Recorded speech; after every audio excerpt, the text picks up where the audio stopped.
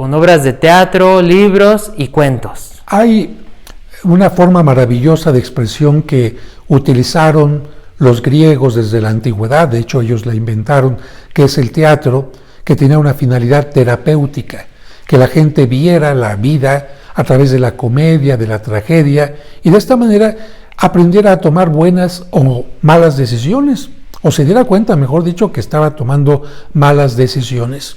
Esta misma visión la tuvieron los misioneros cuando llegaron a México y se dieron cuenta que si no hablaban el náhuatl, que si no hablaban el idioma de la gente de este lugar, los gestos la gente los entiende en casi cualquier parte del mundo. Y así es como crearon las dos principales obras de teatro que se siguen presentando hasta nuestros días: La Pastorela para tiempo de Navidad y La Pasión de Cristo para el tiempo de la Cuaresma. Evidentemente que además de estas han surgido otras más. Y dentro de la creación de teatro que he tenido, pues está precisamente el único libro que existe, el único guión que existe basado en los evangelios para la representación de la Pasión de Cristo, que incluye también la representación de las apariciones de la Virgen de Guadalupe a Juan Diego. Y además de esto, pues he creado otros guiones como el de Voces de Catedral, que me permitió recibir la medalla del Festival de Centro Histórico en Bellas Artes, y también otros reconocimientos como el Festival del Centro Histórico. He creado guiones para hablar de los ángeles y para hablar de otras cosas más. Pero uno de los guiones que me interesó mucho y que se hizo cortometraje fue Aire, un cortometraje que produje juntamente con Omar Chaparro. Y en lo que se refiere a mis actuaciones en radionovela o telenovela, pues tenemos que decir que nunca he aceptado un papel que vaya en contra de los valores. Me toca representar a sacerdotes o bien a personas que, pues de alguna manera, luchan por el bien. Es nombrado venerable canónigo de la Catedral Metropolitana de México.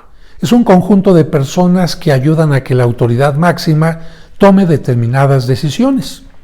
En el caso de la Iglesia, las catedrales o en algunos lugares las basílicas, donde está constantemente presente o son sede de un obispo, tienen que tener a algún grupo de sacerdotes que en nombre del obispo realicen sobre todo la liturgia de las horas o que bien puedan absolver pecados que están reservados al obispo.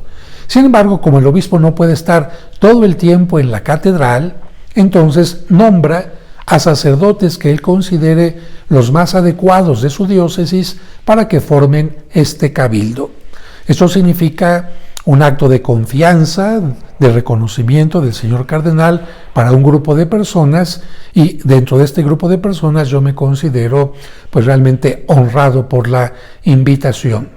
La vestimenta es muy semejante a la de los obispos, solamente faltaría el solideo de color morado y sería todo. El sacerdocio en la actualidad es muy atacado por los medios de comunicación. Es complicado este ministerio, pues se generaliza a todos los sacerdotes solo porque algunos llegan a caer en ciertas tentaciones. Un gran problema en la sociedad actual es que se generalice. Algún partido político tiene miembros que actúan en una forma equivocada, deshonesta, y todo el partido es malo. En una familia hay uno de los hijos o de las hijas que se ha descarriado y toda la familia está mal. Y también sucede lo mismo dentro de la iglesia. Yo creo que tanto en los partidos políticos, en las familias, en los grupos, como en la iglesia, hay gente de bien y gente que lamentablemente ha caído en las tentaciones, en las trampas del mal. Por lo tanto, no podemos nosotros generalizar. Y lamentablemente, algunos miembros de la Iglesia Católica no siempre actúan correctamente y esto ocasiona una gran decepción, para otros escándalo, para otros motivo de crítica y para otros motivo de deserción de donde se encuentran. Sin embargo, tendríamos que invitar a que la gente vea un poco más ampliamente lo que sucede dentro de la Iglesia, porque como bien decía un mensaje que mandaban por Twitter, los sacerdotes, así decía este mensaje, son como los aviones.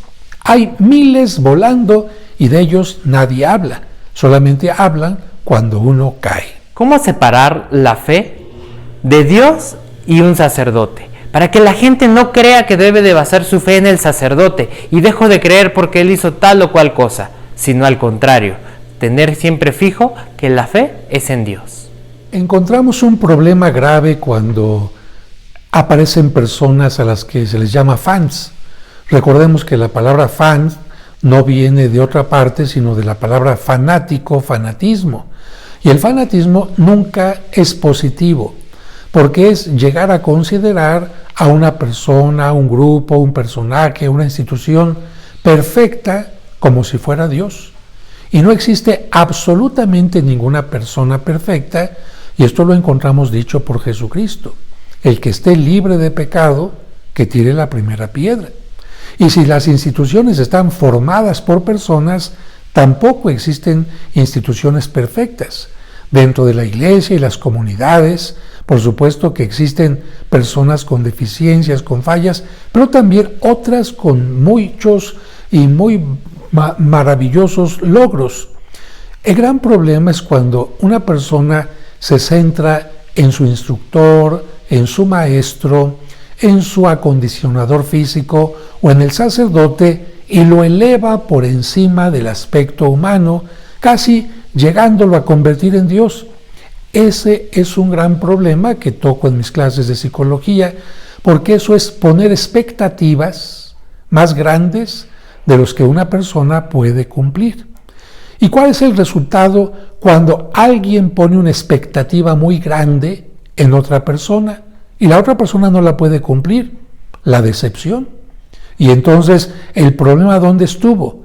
En la persona que nunca se ha presentado como perfecta, sino como humana, o en la persona que lo puso en este nivel. Por eso hay que invitar a que la gente no confunda su fe con una persona, con una parroquia, en un grupo. La fe está por encima de todo eso. La fe está puesta en Dios y todos los demás elementos son medios que pueden ayudar o que lamentablemente estorban. ¿Por qué empecé a dar cursos de autoestima y de tanatología? Porque cuando tenía un poco más de tiempo, no era tan conocido, lamentablemente la fama a veces aumenta el número de personas que te buscan, atendía a la gente y me daba cuenta que los problemas más graves de los cuales me platicaban tenían que ver o con la autoestima o con la tanatología. ¿Por qué con la autoestima? Porque una persona que no tiene autoestima sana no sabe trabajar en grupo, no sabe decir lo que está pasando, sus emociones, sus pensamientos. Está enojada y le preguntan, ¿qué te pasa? Nada.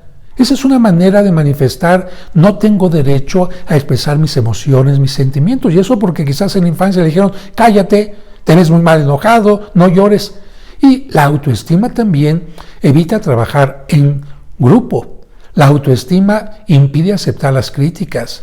La autoestima impide poner límites en las relaciones. La autoestima permite que la gente sea sometida, que la gente sea golpeada, sea agredida. La autoestima impide que la gente desarrolle su creatividad y muchas cosas más. De tal manera que cuando empecé a dar el curso de autoestima y veía que la gente empezaba a resolver su problema familiar, personal, empezaba a trabajar mejor y muchas cosas más, dije, con una sola plática a la que asisten más o menos 1000 personas, estoy ayudando a mucha gente cuando en 2 horas quizás podría haber atendido a 4. Y la tanatología igual, todo mundo sufrimos pérdidas.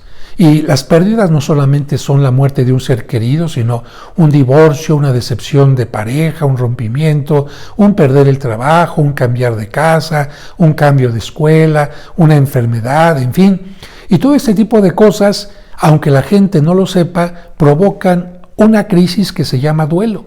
Y si no se vive este duelo adecuadamente, la gente se queda atorada. ¿Y cuáles son las consecuencias? Queda resentida con la vida, enojada con Dios, echa culpas, empieza a padecer males físicos y no encuentran el porqué y muchas cosas más. De tal manera que cuando empecé a tocar este tema, alguna gente decía, Padre, yo le decía a Dios, maldito Dios porque te llevaste a mi madre, maldito Dios porque permitiste que me hayan puesto el cuerno, maldito Dios que perdí el niño que llevaba en el vientre. Y cuando empezamos a platicar, ¿Dios te dijo que la vida está asegurada para todo el mundo? ¿Dios te dijo que por ser creyente no vas a morir o no vas a perder a un ser querido? ¿Dios quiere que el mal, los asaltantes, los secuestradores te hagan eso? ¿O es más bien un problema de la libertad humana? De esta manera, muchos han regresado a la fe y muchos han sabido entender que las pérdidas no solamente nos ayudan a vivir mejor, sino incluso a valorar mejor lo que tenemos. En el próximo video hablaremos si realmente existe el demonio o es solamente un mito. Si te interesó esta entrevista, te invito a que continúes aquí en este canal viendo la segunda parte.